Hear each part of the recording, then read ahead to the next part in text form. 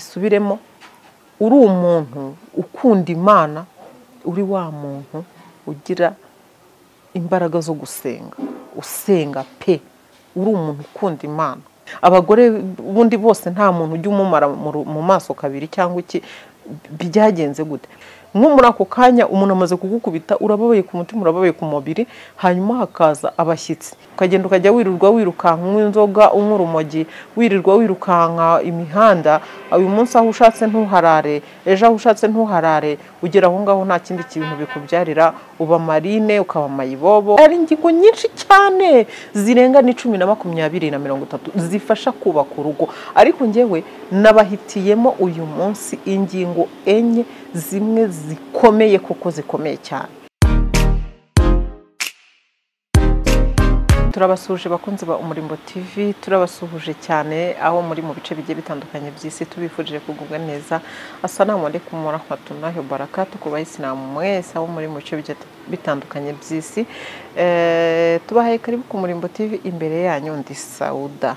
Bakunzi b'Umurimbo TV rero ndabakunda cyane, iryo ni jambo ntareka gusubira mu munsi ku wundi, ariko cyane cyane mwebwe mukurikira ibiganiro byacu umunsi ku wundi, cyane cyane mwebwe mwakoze subscribe ku Umurimbo TV, twifuza ko nawe utarayikora nukuri wayikora kugira ngo dukomeze tuzamurane, dushyigikirane, kubera yuko nimba turi ahangaha muzi ko intego yacu ari kubaka umuryango, dufatanyije nyine namwe kugira ngo twubake umuryango mwiza. Muri make ye umuryango ari mwiza, abantu barishima mwese, cyangwa se twese turabizi. Bakunzi b'Umurimbo TV rero niyo mpamvu mbabwira ngo buri muntu wese udushyigikira mu buryo bumwe cyangwa ubundi, Imana imuhe umugisha, kandi abafite ibibazo Nyagasani abiborohereze cyangwa se abibakuremo mu buryo bworoshye. Bakunzi bacu rero nkuko iyo turi imbere yanyu nyine tuba dufite insanganyamatsiko ibyo ari byose ishobora gufasha abantu benshi cyane, nubwo bataba bose ariko harimo benshi bafashwa, kandi abajya baduha comment muri comment batubwira bati turabashimira kubw'ibyo mudukorera rwose, nukuri Imana ibaha umugisha. Hanyuma na babandi bandi, niba nawe wumva hari icyo uri kunenga, twakwifuriza cyangwa se twagusaba mu byubahiro byawe ko watwandikira, nta kibazo, ukatubwira uti aha naha ntabwo ari byo, ibi nibi, kuko nazo hari icyo zidufasha, izo zo kunenga tumenye ibyo dukosora. Ntabwo ibintu byose byaba ku murongo, kuko turi abantu, ntabwo turi intungane. Hanyuma rero reka ntizimbye mu magambo, reka tangire insanganyamatsiko yacu uyu munsi, ariko murabizi nko ari kubaka umuryango. Bakunzi bacu, uyu munsi reka tuganire cyane cyane ku bintu byerekeranye n'urugo, ibintu byerekeranye no kubaka, ibintu byerekeranye no kubaka, ariko noneho urugo rugakomera. Mujya mwumva abantu bavuga ngo kanaka ngukunda ari umukobwa mwiza, ngo ariko yaragomewe. Undi nawe ati ubwiza mfite se bwambujije kuba numiye aho ngaho. Ugasanga hari n'umugani none uvuga ngo ubwiza bw'umukobwa ntibwamubujije kuruha. Ibyo bintu byose iyo ubifashe ukabihuza, usanga bifite impamvu bikomokaho. Ari nayo tugiye kwibandaho aka kanya, bakunzi b'Umurimbo TV. Ni ukuvuga ngo hari imico tuba dufite twebwe abantu itandukanye cyane n'ibyo abantu baba badukeneyeho. Hari igihe usanga uri mwiza kuva ku rwara rw'ikirenge ukageza ku musatsi, mu by'ukuri usa neza, ufite umubiri mwiza, Imana yaraguhaye nyine uteye nk'igisabo, nka kwa kundi nyine abantu babivuga, ufite shepu nziza, ufite po nziza, usa ahantu hose nyine umeze neza, ubona ushamaje, ufite ikimero cyiza, ariko ibyo bikaba bidahagije kugira ngo ube waba umugore mwiza. Ibaze, urumva ko biratangaje. Uyu munsi rero tugiye kuganira ku ngingo enye zihagararirwaho, cyangwa se ingingo enye, iyo izo ngingo enye uzujuje byanga bikunda wubaka urugo rugakomera. Uko niko kuri, wubaka urugo rugakomera. Izo rero nta zindi, reka dutangire n'iya mbere. Iya mbere, mbere ya byose, mu ngingo wowe mukobwa ugiye kubaka urugo, wowe mukobwa ugiye gushaka umugore. Ngiye rero bakunzi b'Umurimbo TV, ingingo ya mbere muri za ngingo enye ugomba kuba wujuje nk'umukobwa, ugomba kuba wujuje nk'umugore kugira ngo urugo rwawe rukomere kandi rugende rumeze neza, mwubake mwishimye. Iya mbere ni ukuba wowe mugore, wowe mukobwa, ni ukuba uri umuntu uzi Imana, bisubiremo, uri umuntu ukunda Imana, uri wa muntu ugira imbaraga zo gusenga, usenga pe, uri umuntu ukunda Imana. Hari abantu benshi baba bibereyeho bitwikira gusa, batwika iby'Imana utabimubwira. Imana iriho mwa bantu, Imana iriho kandi irakora, Imana iriho kandi urayisaba ikagusubiza, Imana iriho kandi turayisenga ikatwumva. Hari abantu bumva nyine babayeho gutyo gusa, wagira amahirwe ukaba ufite ubuzima bwiza, uyu munsi utarwaye, uyu munsi ufite amafaranga menshi, uyu munsi ufite imyambaro myiza, ufite ubwo bwiza buri imbere, buri inyuma nako ahagaragara, ubwo imbere bwo ntago umuntu apfa kubumenya, ukumva nyine ibyo birahagije, ukitwikira, ukigira kubyina, ukigira kwigira mu bintu bya ambiance, ibi bintu by'imyidagaduro gusa, ntiwibuke gusenga. Umuntu, umukobwa, we mukobwa, niba ukunda gusenga, menya ko uri mu murongo mwiza wo kuba waba umugore mwiza. Hanyuma rero niba uri n'umugore waragize amahirwe ukabona urwo rugo, komeza ururagize Nyagasani, usenge cyane. Ndabizi neza abantu ntago turi bubyumve kimwe kuri ino ngingo, ariko nimwe bakeya batari bubyumve. Ariko gusenga, isengesho ni ikintu cy'ingenzi mu kubaka urugo rugakomera. Ingingo ya kabiri rero ugomba kuba wujuje, nayo irakomeye cyane kuko ari ingingo nyinshi cyane zirenga ni 10 na 20 na 30 zifasha kubaka urugo, ariko njyewe nabahitiyemo uyu munsi ingingo enye zimwe zikomeye kuko zikomeye cyane. Tugende ku ngingo ya kabiri.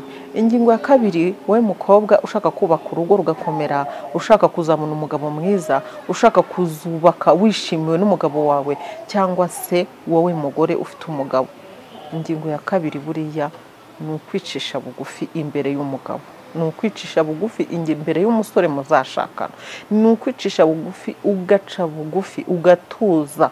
Ntabwo umugabo agomba kuzamura ijwi ngo urizamure kumurusha, ntabwo umugabo agomba kukubwira ngo ibi n'ibi, hanyuma wowe ujye hejuru ye. Icyo ni ikibazo gikomeye cyane uba wakishe, bituma icya mbere nta kintu na kimwe wavuga ngo azacyumve, icya kabiri akubonamo umuntu w'ingare, kandi ingare nyine ni umuntu udashoboye, ni umuntu ubura aho ngaho udashoboye guca bugufi. Ikindi kiba kigutuma ugomba guca bugufi, uba ugomba guca bugufi kubera yuko umugore uca bugufi niwe mugore wubaka urugo rugakomera. Hanyuma ikindi uba ugomba kugira ubere urugero, cyangwa se wereke urugero abo uzabyara ndetse n'abo washatsemo n'umuryango wawe. Wirinde kuwusebya, kubera yuko iyo ugiye kujya hejuru y'umugabo, ubwo icyo gihe nyine ntabwo uba ucyubatse, nta nubwo byanakunda. Niba ufite n'umufiance mutaranimariya, menya ko ibanga rya mbere mu mabanga y'imyitwarire ni ukumenya guca bugufi imbere ya sheri wawe, ni ukumenya guca bugufi igihe akubwiye ati ibi n'ibi, nubwo wumva wenda wakagombye kuzamuka, ariko utekereze yuko guca bugufi ku mukobwa, ku mugore ari ingingo y'ingenzi mu gutuma umugabo atuza, akakubonamo umugore yishimiye, mwafatanya urugendo rwo kubaka urugo. Ingingo ya gatatu niyo tugezeho. Ingingo ya gatatu rero, mukunzi, mukobwa, mudamu, mugenzi wanjye, ituma umugore yubaka urugo rugakomera, ituma umugore aba mwiza mu rugo, umugore akaba mwiza ku mugabo we, umugore akaba mwiza mu rugo. Ingingo ya gatatu ni ukugira isuku, isuku ku mubiri, isuku ku mutima, isuku mu myambaro, isuku kugaragara, isuku mu rugo rwawe, isuku mu byo kurya, isuku mu buriri mbere na mbere, isuku mu myenda cyangwa se mu myitwarire yawe, ndetse no mu myenda yawe n'imyenda y'umutware wawe. Niba ukiri umufiance n'umugabo mutarabana, kora uko ushoboye ntazigera kumvaho icyuya kinuka, kora uko ushoboye ntazigere yumva, ntazigera kubona ibirenge byawe bisa nk'ivumbi byuzuyemo ivumbi, kora uko ushoboye uzirinde, ntuzagire gutya ngo wicare yumve umwuka mubi uguturuka hehe, ahantu aho ariho hose, yaba mu myanya yawe isanzwe, yaba kora uko ushoboye icyo kintu ukirinde. Nicyo ngicyo ni ingingo ikomeye ituma umuntu abura urugo. Niba ufite uri umukobwa ukaba utarubaka urugo, ukaba ufite uwo muteganya kurushingana, kora uko ushoboye, mbese witoze kugira isuku nimba utanayigiraga, kora uko ushoboye igihe cyose muhuye asangwe uri sandefu.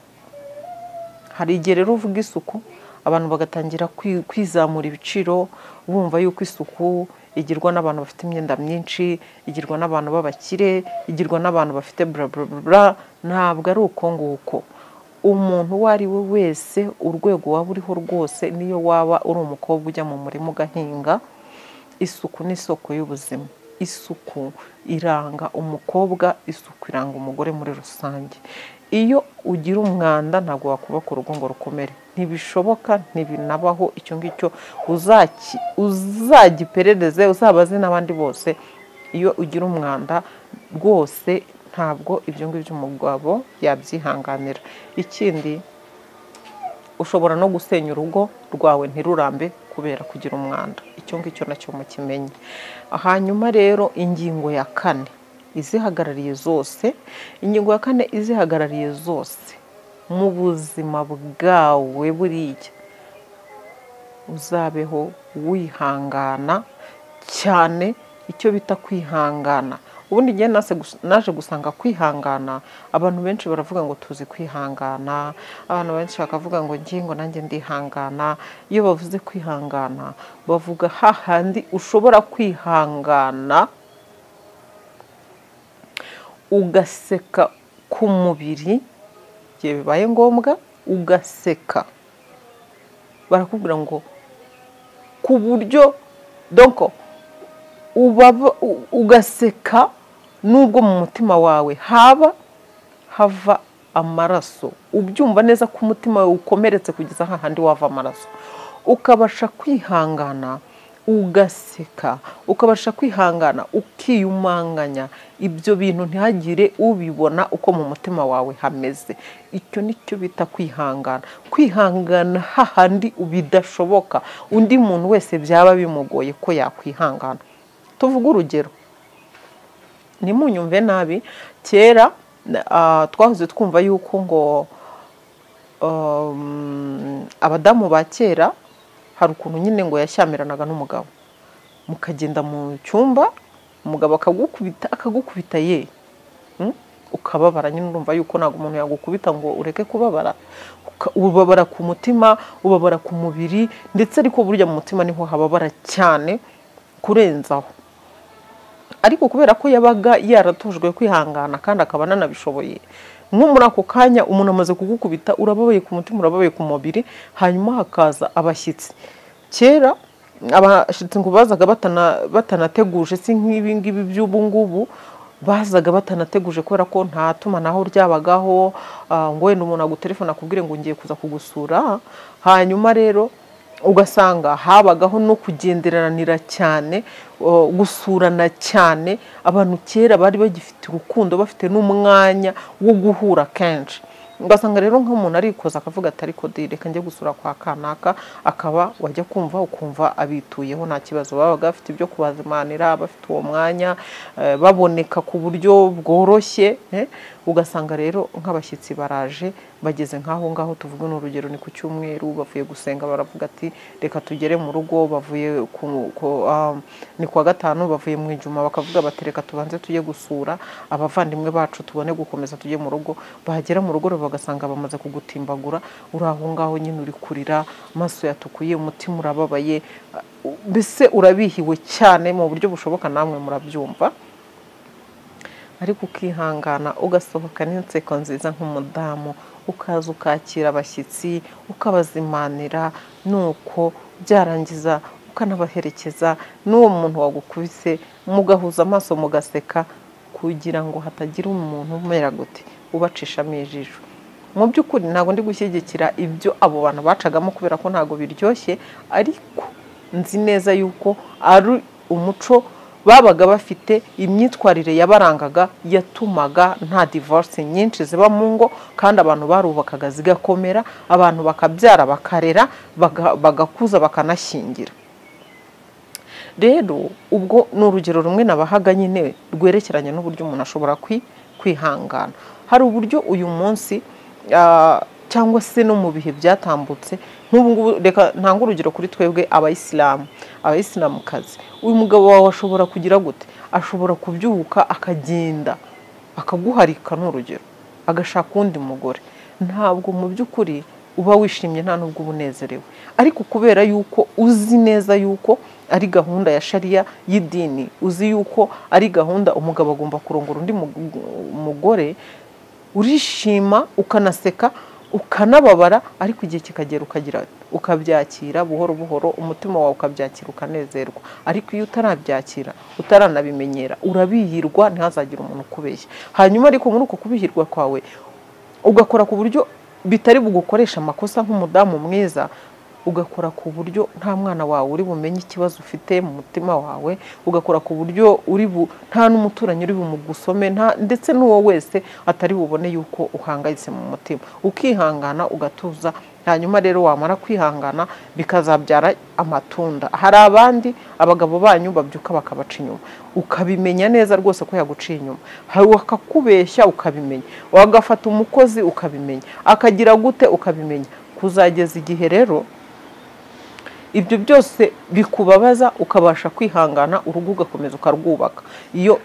Iyo nzira iyo uyishoboye, uba uri umuntu uzi kwihangana, urugo ruraramba. Noneho rwamara kuramba, abantu bakajya baza kuvuga bati uriya mugore ariko agira inzaratsi kweri, turiya mugabo ubwo uzi ko yaroze umugabo we, uriya mugabo ubundi ukuntu ateye, nta brage. Abagore ubundi bose nta muntu ujya umumara mu maso kabiri cyangwa iki.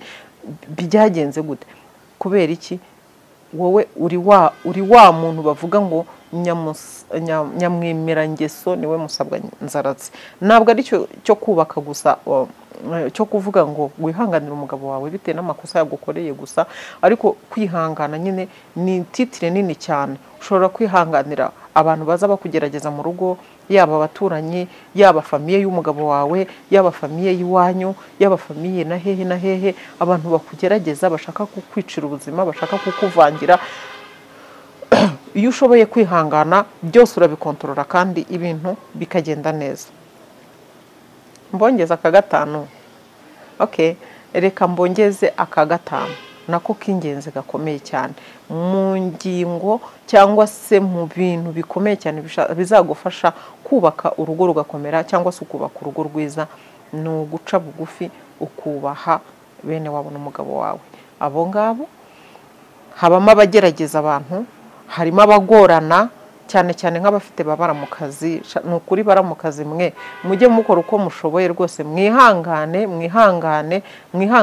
abagore b'abasaza banyu, kubera yuko ibintu muba muri gukora ntabwo ari byiza. Umubare munini hari ba mabukwe, mujye mwihangana ababyeyi, mumenye yuko mugomba kureka umuntu akaza kubaka mu mahoro agatuza, mukamuha agahenge agatuza. Rero igihe ugize ibyago ugasanga uhuye n'abantu batari beza, igakubacira bugufi, wirinde ko umugabo wawe amenya ikikuri ku mutima. Nubwo waba ubarakariye, tuza, gerageza wihangane, uce bugufi. Nibaza ubacire bugufi, utuze, ugerageze wihangane, nyine bijyanye na kwa kwihangana kwawe, ya ngingo ya 4 twavugaga, kugira ngo ntugirane amakimbirane nabo, ntugirane amatiku nabo, kugeza igihe bo ubwabo bazajya babizamura bakabyigaragariza, noneho mukaba mwabishakira umuti w'ikibazo. Ariko ntuzigere wifata ngo ubwire umugabo wawe ngo sheri, ngo ngiye ngo umukecuru kabisa yana ngo aranzengereza simukunda.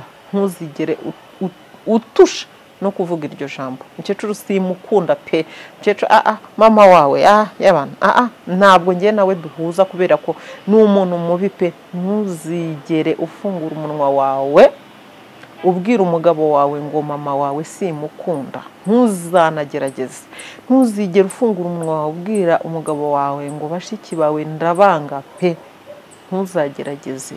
Uzihangane mu biganire, ube imfurakazi, umubwira uti wenda barambangamira mu buryo ubu n'ubu, ariko ubivugeho gahoro, nawe ibyinshi azajya ababyirebera niba ari umuntu uzi kureba kure.